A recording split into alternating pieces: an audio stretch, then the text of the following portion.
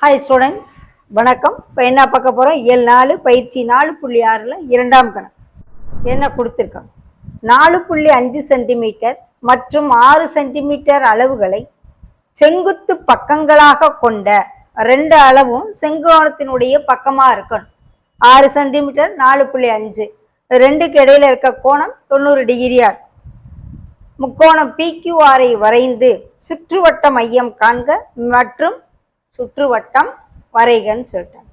Okay, முதல்ல உதவி படம் PQR போட்டு PQ 6 சென்டிமீட்டர் RP 4.5 சென்டிமீட்டர் இருக்க மாதிரி போட்டு இது ரெண்டுக்கு இடையில இருக்க கோணம் எவ்வளோ டிகிரி இருக்கணும்? 90 டிகிரி இருக்கணும்.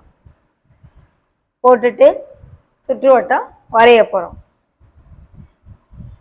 படி 1 PQ = 6 centimetre,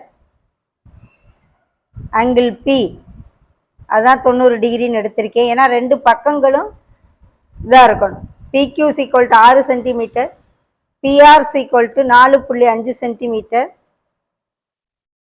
angle P = 90 degree இருக்குமாறு முக்கோணம் PQRஐ வரைய வேண்டும்.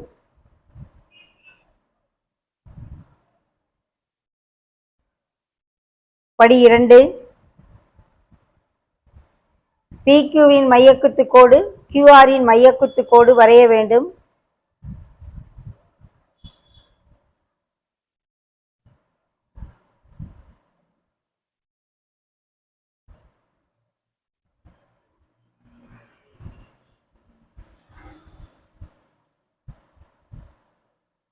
இரண்டு மையக்குத்து கோடுகளும் சந்திக்கும் புள்ளி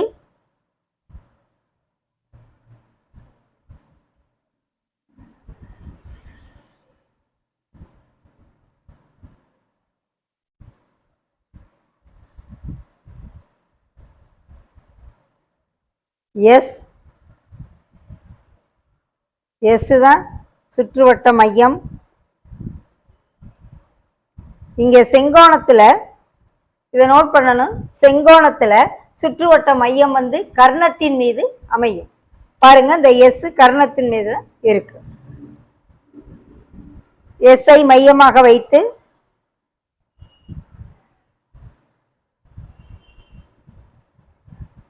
SP அல்லது SQ அல்லது SR ஆரமாக வைத்து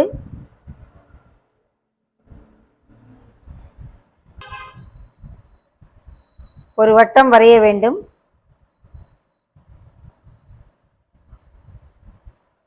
இதுவே சுற்றுவட்டம் ஆகும்.